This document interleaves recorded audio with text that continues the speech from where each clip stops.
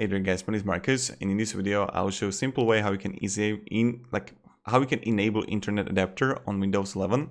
So let's just start and let me show you how we can do it. Now the first thing, what you want to do, go to search next to the start and write control panel. Open it. Then when you're gonna have it, you're gonna have network and internet. View network status and tasks. And then change adapter settings on the left side. Right click. So if you're gonna have like disabled something, you're gonna have a right click and enabled. So I get like here, and you would have like disable, right click, enable.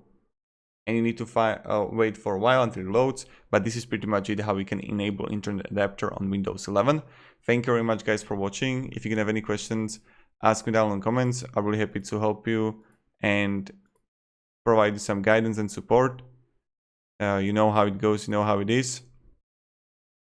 And yeah, see ya.